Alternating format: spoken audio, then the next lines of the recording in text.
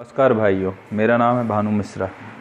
मैं आपको MPSI, पटवारी, संविदा शिक्षक और SSC, IBPS bank PO clerk के लिए जो महत्वपूर्ण है एडवांस मैथ के फॉर्मूले बताने जा रहा हूँ। ये आपके लिए बहुत ही ज़रूरी है याद करना, क्योंकि बिना फॉर्मूलों के ये क्वेश्चन नहीं हो पाते हैं। इसको याद करने के लिए आप इनके फॉर्मूले अच्छे से एक पेपर पर लिख लें और अपने रूम में लगा लें। इन्हें रोज़ की रोज़ रिवाइज ज़रूर करें, नहीं तो आपको याद नहीं रहेंगे। और इनके क्वेश्चन ज़रूर लगाएं, क्योंकि क्वेश्चन लगाने से ही फॉर्मूले याद रहते हैं। तो चलो स्टार्ट करते हैं। Advance math formula. जय श्री राम। क्षेत्रमिति से स्टार्ट होते हैं, जिसे मेंसुरेशन भी कहते हैं इंग्लिश में। इसमें 2 टाइप होते हैं, 2D और 3D। 2D में 2 दिशाएं होती हैं और 3D में 3 दिशाएं होती हैं। 2D में लंबाई चौड़ाई ओनली होती है और 3D में क्या होती है, लंबाई चौड़ाई और साथ में ऊंचाई भी होती है। ठीक है दोस्तों। 2D में परिमाप निकाला जाता है और क्षेत्रफल निकाला जाता है। ठीक है, पेरीमीटर और एरिया। और 3D में क्षेत्रफल और फिर ऊंचाई होने की वजह से इसमें आयतन भी निकाला जाता है। और इसमें परिमाप नहीं होता, इसमें पृष्ठीय क्षेत्रफल निकाला जाता है, संपूर्ण पृष्ठीय क्षेत्रफल करके ऐसे निकाला जाता है। ठीक है दोस्तों, अब हम 2D से स्टार्ट करते हैं। फ्रेंड, 2D में क्या होता है, कुछ शेप होते हैं जैसे त्रिभुज, चतुर्भुज, बहुभुज और वृत्त। ये 2D के शेप होते हैं। त्रिभुज में भी टाइप होते हैं, जैसे समबाहु त्रिभुज, समद्विबाहु त्रिभुज, विषमबाहु त्रिभुज, समकोण त्रिभुज। चतुर्भुज में आयत, वर्ग, समांतर चतुर्भुज, समलंब चतुर्भुज, समचतुर्भुज। और दोस्तों बहुभुज में पंचकोण, पंचकोण मतलब पंचभुज, षटभुज, अष्टभुज, ऐसे करके कुछ चीज़ें होती हैं। और वृत्त, अर्धवृत्त, पूर्णवृत्त और चतुर्थांश, जैसे सेक्टर कहते हैं, ये भी क्या होता है अपना वृत्त में आते हैं। ये सब 2D के शेप हैं। इनके फॉर्मूला आपको याद करना बहुत ही आवश्यक है, क्योंकि इन्हीं से क्वेश्चन आते हैं। हम 2D में पहले त्रिभुज से स्टार्ट करते हैं। तो त्रिभुज में फर्स्ट फॉर्म होता है समबाहु त्रिभुज का। समबाहु त्रिभुज, त्रिभुज माने ट्रायंगल। समबाहु त्रिभुज इक्विलैटरल ट्रायंगल होता है। इसकी तीनों भुजाएं बराबर होती हैं। समबाहु त्रिभुज में तीनों भुजाएं बराबर होती हैं। हमने माना उनकी लंबाई जो है ना a है, ऊंचाई पर ने h मानी है। तो समबाहु त्रिभुज का परिमाप जो होगा 3a। परिमाप कुछ नहीं होता दोस्तों, केवल इन तीनों भुजाओं का योग होता है। जितना एरिया ये कवर कर रही है, जितना इसमें मतलब लंबाई है, उसका योग होता है, इसलिए 3a। 3 बार ये जोड़ेंगे 3a हो जाएगा। 3 गुणा भुजा होता है इसका समबाहु त्रिभुज का परिमाप। इसका क्षेत्रफल √3/4a², √3/4a²। ये अच्छे से याद कर लेना भाइयों, समबाहु त्रिभुज का बहुत पूछा जाता है। √3/4a²। और ऊंचाई √3/2a, जो h ऊंचाई है ना, इसका फॉर्मूला √3/2a। और क्षेत्रफल का होता है √3/4a²। ये इसकी भुजा है, ये इसकी भुजा है। यदि इसकी भुजा दी हो तो आप यहाँ पे फॉर्मूला रखेंगे, फॉर्मूला में a की वैल्यू रखेंगे, उसका क्षेत्रफल निकाल देंगे। ठीक है भाइयों, ये अपना त्रिभुज में समबाहु त्रिभुज हो गया। अब इसमें आता है समद्विबाहु त्रिभुज। समबाहु त्रिभुज में क्या होता है, समबाहु त्रिभुज में तीनों भुजाएं इसकी समान होती हैं। ठीक है भाइयों। और समद्विबाहु त्रिभुज आता है। समद्विबाहु त्रिभुज में दोस्तों 2 भुजाएं समान होती हैं। त्रिभुज की 2 भुजाएं समान होती हैं, एक समान नहीं होती। आइसोस्केल ट्रायंगल कहते हैं इसको। इसमें देखिए, ये 2 भुजाएं समान है, ये समान नहीं है, ये ऊंचाई है, इसको कहते हैं समद्विबाहु त्रिभुज। इसमें परिमाप, क्षेत्रफल, ऊंचाई निकालनी रहती है। परिमाप क्या होता है, 2a + b, मीन्स इन दोनों का योग प्लस ये। ज़्यादा कठिन नहीं है परिमाप निकालना, केवल 2a + b। क्षेत्रफल जरूर याद कर ले, 1/2 b × h। b क्या है, आधार, h क्या है, ऊंचाई। क्षेत्रफल का सूत्र जो होता है ना, b × h, 1/2 करके, जिसमें क्या है, bh होता है। अब इसमें ऊंचाई का फॉर्मूला, ऊंचाई का √a² - b²/4, मतलब a² - b²/4। इसको क्या कहते हैं, ऊंचाई कहते हैं। इसको पाइथागोरस प्रमेय से निकाला गया, ज़्यादा कुछ नहीं। ऊंचाई के लिए कुछ नहीं किया गया, पाइथागोरस प्रमेय से निकाला गया है। मैं समद्विबाहु त्रिभुज का ऊंचाई कुछ नहीं, पाइथागोरस प्रमेय से निकाली जाती है। यह है ऊंचाई। इसमें कुछ नहीं होता है, ये लंब होता है 90 डिग्री होती है इसका, ये कर्ण हो गया, ये आधार हो गया जो b/2 होगा और ये लंब है। तो पाइथागोरस क्या कहता है अपन से, ये कहता है कर्ण का वर्ग, बोले तो ए का वर्ग। इस वाले त्रिभुज में देखेंगे तो ये ए का वर्ग इक्वल टू क्या होगा b/2 मतलब आधार का वर्ग, ये पूरी b है तो आधी हो जाएगी b/2 का स्क्वायर प्लस h स्क्वायर मतलब लंब का स्क्वायर हो जाएगा। तो h स्क्वायर की वैल्यू क्या आएगी a² माइनस b²/4, बोले तो h की वैल्यू है √a² माइनस b²/4, कुछ नहीं है, बस पाइथागोरस प्रमेय से h की वैल्यू निकाल दी है। ठीक है भाइयों, अब आता है विषमबाहु त्रिभुज। पहले समबाहु त्रिभुज जिनकी तीनों भुजाएं समान थी, फिर 2 भुजाएं समान है, अब एक भी भुजा समान नहीं है, तो इसको कहते हैं विषमबाहु त्रिभुज, सब अलग अलग है। तो इसका परिमाप निकालने के लिए अपन क्या करेंगे, तीनों भुजाएं जोड़ देंगे, a + b + c हो जाएगा। अब इसका क्षेत्रफल निकालने का फॉर्मूला याद करना पड़ता है, इसका नाम होता है हैरो का सूत्र √s s - a s - b s - c। ये s - c a b क्या है, इसकी भुजाएं हैं, s s - a s - b s - c। s क्या होता है, अर्ध परिमाप मतलब परिमाप का आधा, a + b + c/2। a b c क्या है, a b c क्या है, इनकी भुजाएं। तो इसका परिमाप और क्षेत्रफल आप इस सूत्र से निकाल सकते हैं, बहुत ही आसान है, बस सूत्र में वैल्यू रखनी है और इसका आंसर निकालना है। फिर आता है समकोण त्रिभुज। इसमें कुछ नहीं होता, समकोण त्रिभुज में केवल क्या होता है, एक कोण 90 डिग्री का होता है, ठीक है ना। इसमें कर्ण होता है, लंब होता है और आधार होता है। ठीक है भाइयों, इसमें परिमाप क्या होता है, सीधा तीनों का योग कर दो आप, तो इसका परिमाप निकल गया। क्षेत्रफल 1/2 p × b मतलब आधार गुणा लंब। 1/2 जरूर लगाना, भूलते हैं बच्चे, 1/2 p × b मतलब लंब गुणा आधार। तो इससे बहुत ही आसानी से समकोण त्रिभुज का अपन निकाल लेंगे, है इसको राइट एंगल ट्रायंगल भी कहते हैं। ठीक है भाइयों, ओके भाई। अब इसके बाद जो अगली आकृति आती है 2D में, वो है चतुर्भुज। अगली आकृति क्या है, चतुर्भुज। ये है चतुर्भुज। इसमें भी शेप होते हैं, जैसे आयत, वर्ग, समांतर चतुर्भुज, समलंब चतुर्भुज और समचतुर्भुज। आयत वर्ग तो सरल है, उसके बाद समांतर चतुर्भुज, समलंब चतुर्भुज और समचतुर्भुज के लोगों को फॉर्मूले याद नहीं रहते। ठीक है ना भाइयों। अब आयत, जिसको रेक्टेंगल कहते हैं, आयत में क्या हो, लंबाई और चौड़ाई होती है। इसमें आमने सामने की भुजाएं भी समान होती है और 90 डिग्री इसकी वैल्यू होती है। तो इसमें परिमाप निकालते हैं। परिमाप क्या होता है, 2 × l + b मतलब 2 गुणा करके इनको जोड़ो और 2 दुगुना कर दो, या 3 चारों को जोड़ दो, बात एक ही है। ठीक है ना। और क्षेत्रफल क्या होता है, लंबाई गुणा चौड़ाई। ये तो आप सबको याद होगा, ये आयत और वर्ग तो याद होते हैं सबको।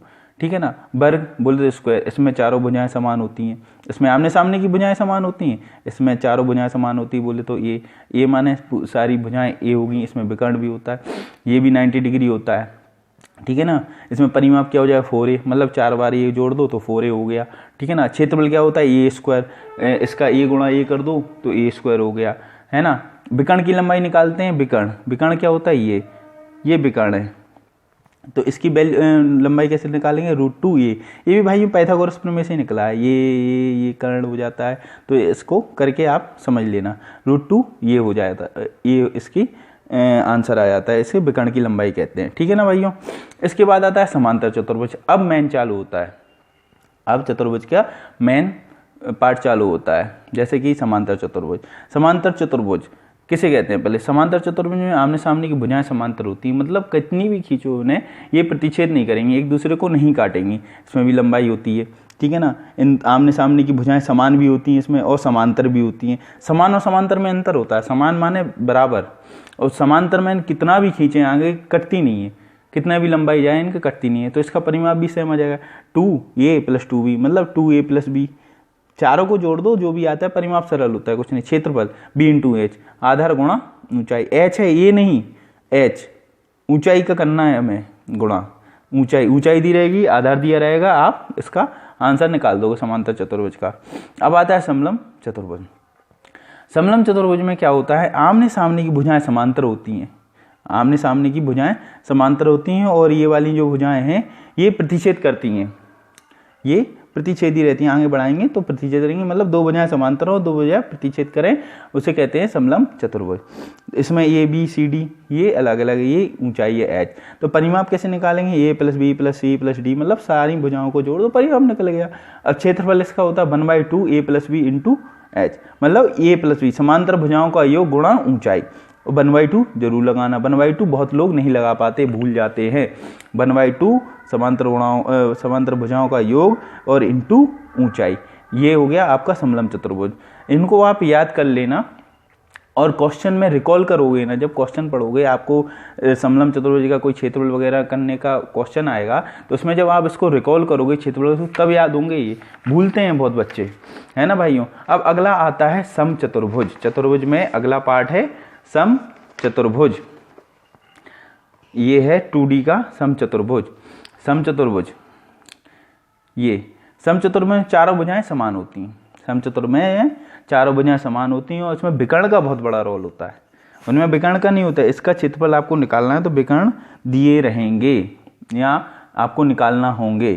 तो इसका परिमाप जो होता है ना 4a, मतलब चारों भुजाएं समान है ए, तो इसका परिमाप हो गया आपका 4a। और क्षेत्रफल क्या होता है 1/2 विकर्णों का गुणनफल, मतलब ये विकर्ण d1 है और ये d2 है, ये d1 है, ये d2 है, इनका गुणा करके आधा कर दो तो इसका क्षेत्रफल आएगा। समचतुर्भुज का विकर्णों का गुणा करते हैं और 1/2 तो सब में लगता है, तो आपको याद रखना पड़ेगा, ठीक है ना। ये चारों भुजाओं का योग या 4 ही, कोई बड़ी बात नहीं है। अब क्षेत्रफल केवल क्या है 1/2 d1 इंटू d2, मतलब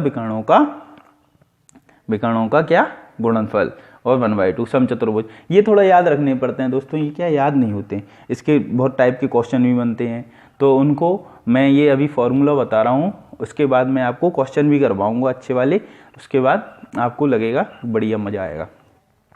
अब आता है भाइयों बहुभुज, पॉलीगन।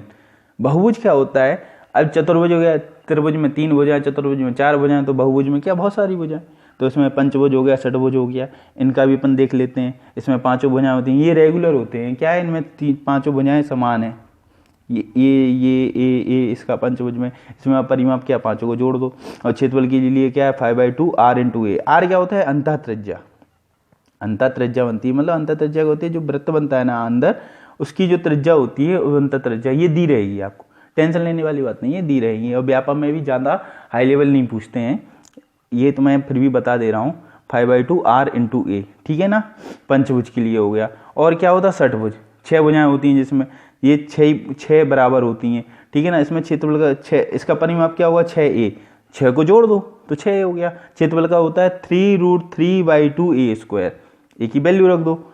मतलब ये आते नहीं है, फिर भी मैं बता देता हूँ कि ठीक है, कभी जरूरत पड़ेगी तो आप कर लेना, ठीक है ना भाई। इसमें हो चुका है आपका षटभुज, बहुभुज, और बस इससे ज़्यादा बताने की जरूरत नहीं है। बहुभुज में अष्टभुज भी होता है लेकिन कोई ज़रूरत नहीं है। अब आता है वृत्त। वृत्त भाई, वृत्त और गोले ये दोनों अलग अलग चीज़ें हैं। वृत्त होता है 2D और गोला होता है 3D। वृत्त होता है 2D और गोला होता है 3D।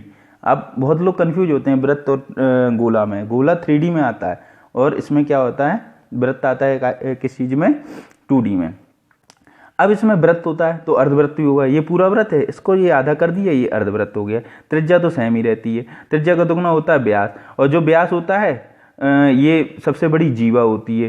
जीवा क्या होती है, इसमें 2 परिधि को ज्वाइंट करने वाली कोई भी रेखा, मान लो ये खींच दी, यहाँ से यहाँ खींच दें हम, तो ये क्या हो जाएगी, जीवा हो जाएगी। और सबसे बड़ी जीवा क्या होती है वृत्त की, व्यास। और व्यास क्या होता है, व्यास का आधा क्या होता है, त्रिज्या, ठीक है। इसमें परिमिति या परिधि करके क्वेश्चन आता है, तो इसको 2πr तो होता है वृत्त का, 2πr होता है वृत्त की परिधि, इसको आधा कर देंगे तो πr आ जाएगा, ठीक है ना भाइयों। 2πr होता है वृत्त की पूरी परिधि, इसको आधा कर देंगे तो πr, तो अर्धवृत्त की परिधि क्या होती है πr। और इसका क्षेत्रफल क्या होता है πr²/2, πr² होता है पूरे वृत्त का क्षेत्रफल, उसको आधा कर देंगे तो अर्धवृत्त का क्षेत्रफल है, कोई बड़ी चीज नहीं है। अब आता है सेक्टर या चतुर्थांश, इसका भी थोड़ा बहुत क्वेश्चन आ जाता है। एक चतुर्थांश मतलब क्या होता है, ये वृत्त जो होता है ना, ये वृत्त का इतने हिस्से का, वृत्त के इतने हिस्से का हमें क्या निकालना है, क्षेत्रफल निकालना, पूरे वृत्त का नहीं, इतने हिस्से का, तो इसमें थीटा दिया रहेगा, ठीक है ना। इसको चाप वगैरह बोलते हैं, ये चाप होता है ऐसे करके, और उसमें त्रिज्या भी दी रहेगी, ठीक है ना भाइयों, परिधि भी दी रहेगी। तो इसकी परिधि क्या आएगी, θ/360 इंटू 2πr, θ/360 इंटू 2πr, मतलब थीटा रखेंगे अपॉन 360 और इंटू 2πr, आर, ठीक है ना भाई, इसको परिधि का सूत्र होता है। क्षेत्रफल क्या होता है, theta by 360 into pi r square. बस आपको थीटा बाई 360 का गुणा करना है और जो परिधि है उसका सूत्र लगा दो, उसका पाई आर स्क्वायर का सूत्र भी लगा दो, ठीक है ना।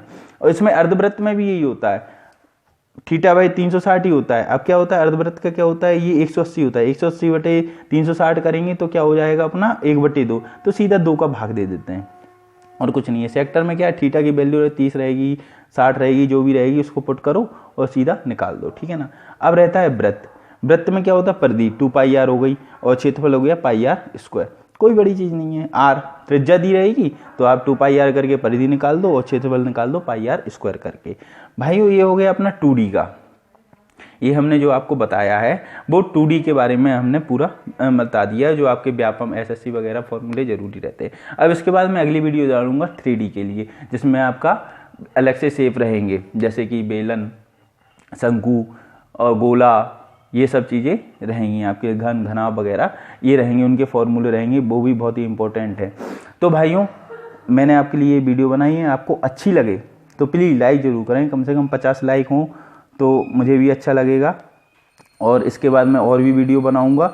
और अब हमें बेरोज़गार नहीं रहना है, हमें रोज़गार पाना है, इसलिए हम कुछ भी करेंगे। अब भाइयों बहुत लग के पढ़ाई करो, 2018 में बहुत सारी वैकेंसी हैं, आप ज़रूरी रोज़गार पाओगे, लेकिन आपको पढ़ाई पूरी फुल करनी पड़ेगी। और फॉर्म आने के बाद पढ़ाई करोगे तो मुश्किल है, और पहले ही करोगे तो आपका कंफर्म बना ले तो आप अपनी जगह, इसलिए आपको सीट को कंफर्म करना है, सीट को अपन को छोड़ना नहीं है, निकालना ही है। इसलिए भाइयों खूब मेहनत करो। जय माता दी।